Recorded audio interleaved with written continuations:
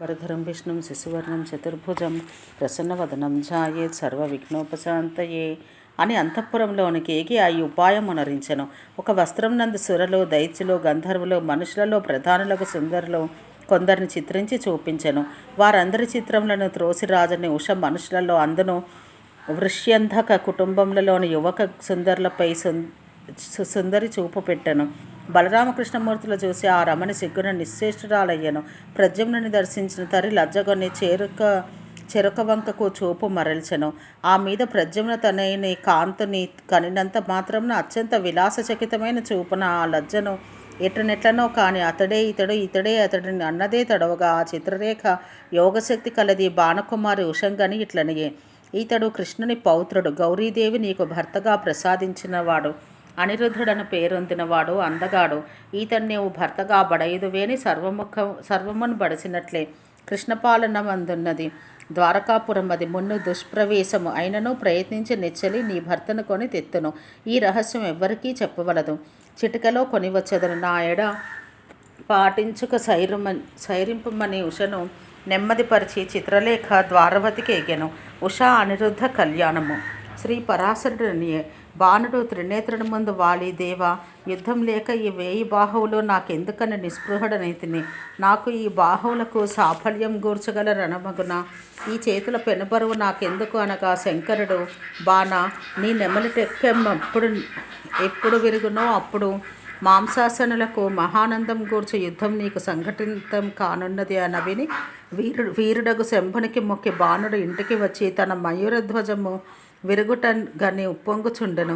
ఇదే సమయాన అప్సరస చిత్రలేఖ యోగ విద్యాశక్తిచే ఆ అనిరుద్ధుని కొనివచ్చెను. అతడు అంతఃపురమందు ప్రవేశించి ఉషతో క్రీడించుటను ఎరిగి రక్షకులు పోయి దైత్యపతికి తెలిపిరి. అతడు రాక్షస సైన్యాన్ని ఆదేశింప ఆపవచ్చిన సేనను పరిఘా అను ఆయుధంచే అనిరుద్ధుడు కూల్చెను.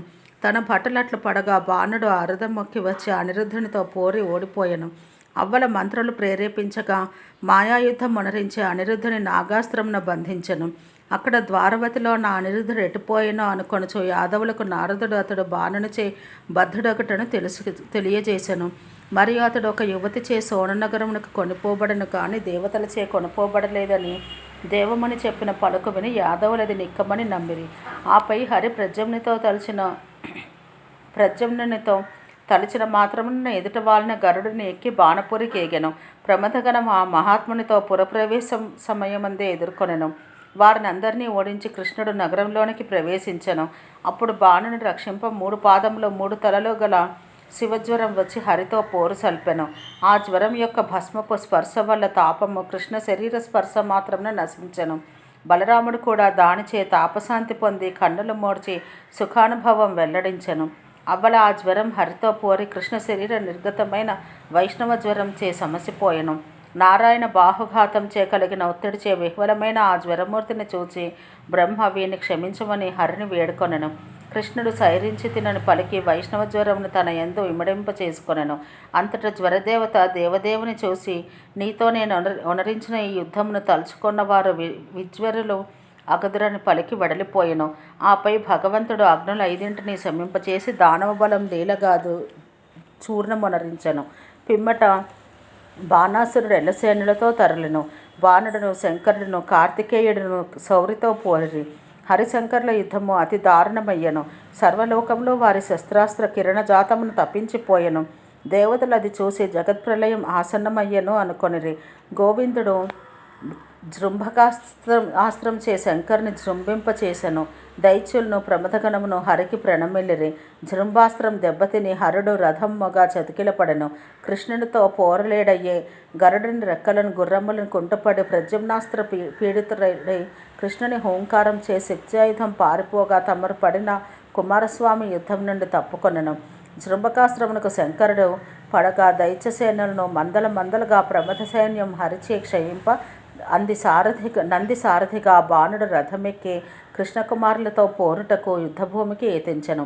మహావీరుడు బలరాముడు బాణములచే బాణు సైన్యమును పారగొట్టెను.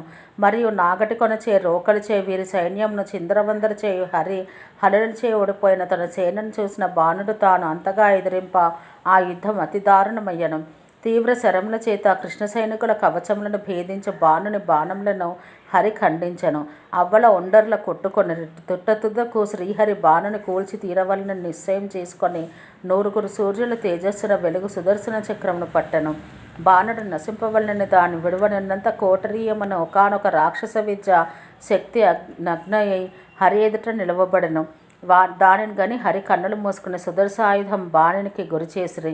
వాని బాహు సహస్రం తెగిపోవలనని వదిలెను. అది అసురులు ఒక వంక విసురు శస్త్రాస్త్రములన్నీ నరుకుచూ బాణాసురుని చేతులన్నింటినీ ఖండించెను. వాని బాహు సమూహములను అంతటినీ ఖండించి తిరిగి కృష్ణుని చేతిలో నిలిచెను. బాణుని కూల్చ దాన్ని వదలవలేననుకొనుచున్నంతలో బాహువులన్నీ తెగి రక్తధారలకు రీచున్న బాణుని చూచి త్రిపురారి ఉమారమణుడు రమారమణుడు తలుపు ఎరిగి ఎదుటికి తెంచి సామపూర్వకంగా గోవిందునికి ఇట్లనెను. ఓం శాంతి శాంతి శాంతి.